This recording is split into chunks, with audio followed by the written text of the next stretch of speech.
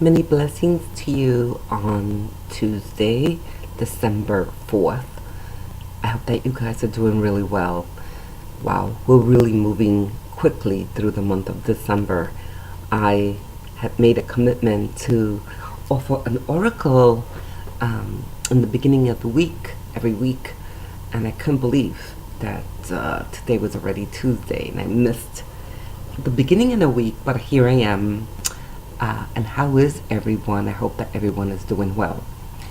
I was inspired this morning to share a little bit. I don't know, I just kind of woke up with the awareness and the desire to share about the importance of reverence, of the amazing exchange of energies that we open ourselves to receive when we are practicing and in a space of reverence for what? For everything that we receive, for the support of the earth, or the nurturing air, water, or the elements, the food that we receive, the house, or the roof over our heads, the friends, the jobs, the challenges, the everything. To have reverence for all that is provided for us in order to be and to have this experience. And I wear a lot of hats. You guys know that by now. In the spiritual holistic arena, I have an immense, humble reverence for the messages, for the guidance, for the direction and the portals that are opened whenever I'm working with someone, whether it's through a healing, through readings, the medium work that I do, and even the oracle cards and the readings the mini readings that I provide here at YouTube. And I just want to share that as an inspiration, hopefully for you today, to have reverence. And deep reverence means that we are open to listening and trusting what we are hearing, as long as we know that we're connecting to a higher source, to a light force, and to hold the field then for that trust. Sometimes it's difficult to have that trust, especially if you're doing like self-readings. I know, because we all have done it at some point or another. We don't like the messages of the card. We don't like the card, and so we put it back in the deck, and we keep pulling cards until, we find the message that we want to hear or that we think we should be hearing. And the truth is that there is a validation, a message in any tool that we use. And the more we have reverence for it, the clearer it will speak to us. But if we don't have reverence and we want to control it, or, don't like the messages that we receive, so we're going to turn another card or go to someone else or whatever it is that we do to undermine the original insight, then we're actually creating energy of mistrust and not having reverence for the messages, and so it's not gonna always be clear or maybe reliable, simply because we didn't enter it from a place of reverence. I stop in the middle of my readings when I'm doing readings at the office, and even when I'm doing them on the phone, to give thanks to the guides and angels as validations are taking place when somebody says, "Oh my God, yes, oh, how did you know?" Well, I stop and I give reverence and gratitude to the guides, because we should have reverence, and because I want to make sure that those channels are open for me when I am being a conduit for someone else, and the validations are just a reward of that. I could write volumes on the validations that people receive, when they come open and when there's a place of reverence. And so I always tell the beloveds when they come, you're going to hear what I see, because we need to hold reverence for that. And if it resonates, wonderful, and if it not, we leave it at the door, And so I hope that finds a place for you, because I know that a lot of times we second guess, we have doubts, we're skeptical, and those feelings can interrupt the process of having a clear conduit, a channel to receive the guidance that you may be seeking. And the more you trust it, even though there's no evidence of it in front of you, but if you feel that you've connected to a higher source, then hold the field of trust and have reverence. Don't undermine it by, repeating a ritual, or getting 100 readings or things like that, And when we have reverence for it, it will definitely speak to us. Yes? I'm so grateful actually for all the subscribers who started to, inquire about certain subjects, if I can address certain things. And I think in the last video, we talked a little bit about the Pleiades. I shared a little of my own insight and observation from working with the Pleiades. And a subscriber asked about Syrians. And of course, we cannot cover all that we can really say in a YouTube video of this in this kind of format, but I will share a little details about what I've experienced from working with the Syrians. In this timeline that we're in, where the field has become very expansive, it has allowed the opportunity for more Syrians to enter this realm. But it is my deep understanding and awareness that prior to this expansion, there were very few Syrians who could be here in the earth realm, and simply stated because they're 12th dimensional beings and the energies here were very dense, and could actually hurt them, as 12th dimensional beings. Not only do they have the utmost awareness and telepathic abilities, and truly in their divine essence, but you could imagine them coming to a place that hasn't fully developed, how that could be actually painful, if not hurtful.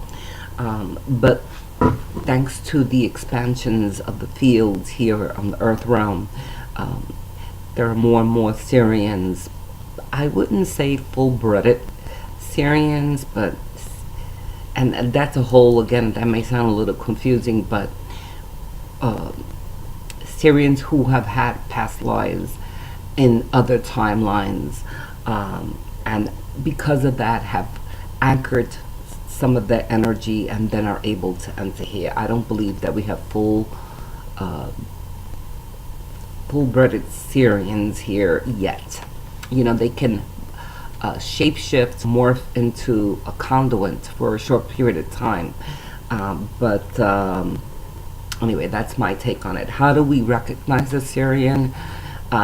There's no judgment in what I'm going to share, of course. But they have low tolerance for people who are very human, for people who are opinionated, for people who are judgmental, because again they come from a 12th dimensional state, and so it's very difficult for them to adjust to the fact that we don't have a deeper understanding of oneness, of unity, of the energy of love, of purpose. And so low tolerance for, and I say this with love, for ignorance or separation. They tend to have a swagger, and what I mean by a swagger is because they have this awareness and this amazing knowingness, they may come across a little arrogant. Um, and it's not in their speech, but more in their stance. They may look, like, or have this blank stare that speaks of, I can't believe this, or of intolerance, that may come across as a little arrogant. But again, it is because as much as they've tried to shut themselves off from the Syrian awareness, you can't truly shut that off completely. And so if you can get into the head of a Syrian, they must be saying, like, you gotta be kidding me. The human species is very infantile and still needs to grow a lot. And we could say that there's some judgment in that. Of course, they do honor our evolution. But again, this is one of the reasons why I strongly believe that there is not many Syrians here, because it's a difficult challenge for them to understand the process and where we are in our spiritual growth. They are very telepathic. They do have incredible psychic abilities, more imaginable that we can think. They can levitate, telepathically communicate with others. Very strong attributes of psychic abilities. They tend to be introverts. I made a little list, by the way, because I wanted to address this. I don't work with Syrians very often, but they tend to be introverts. And again, why? Because they are actually affected by the lower vibrational energies, and lower vibrational in this case would not be 2 or 3, but even 4 or 5 in the level of consciousness, because these are very elevated beings. But they are here, and they're here to help us. Some of the ways in which they do, believe it or not, is by being messengers or conduits. I have had experiences with Syrians. Many of them have come for a short period of time to deliver messages, instructions, and then have disappeared or walked out of my life. And so, but again, we are seeing a mixed breed of Syrians here.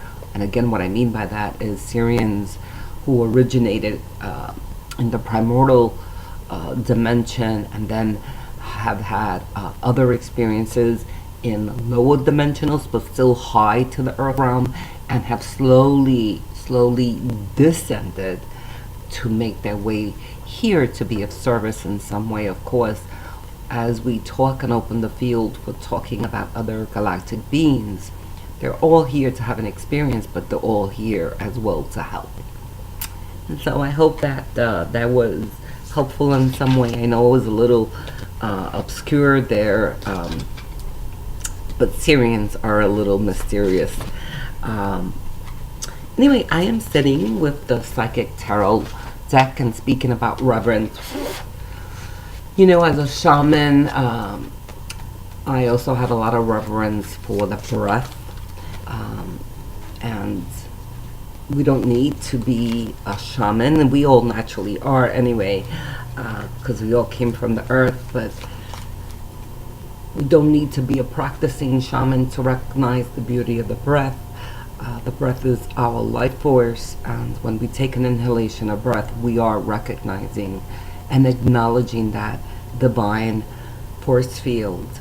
And we could use that breath then to exhale, and the exhale becomes a release, a surrender, and also a healing tool of letting go.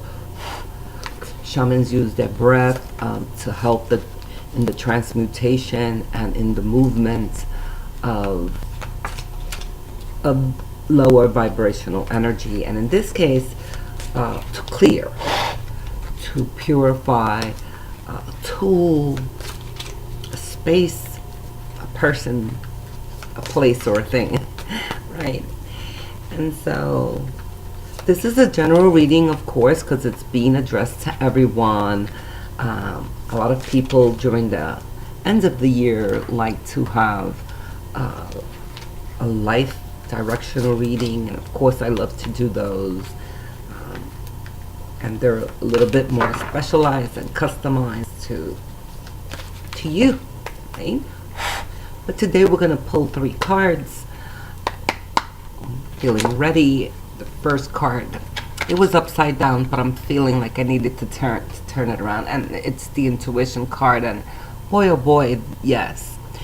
As we expand, as we work on ourselves and apply all the tools, the practices that we're learning, as I started speaking here, we need to learn how to trust, right?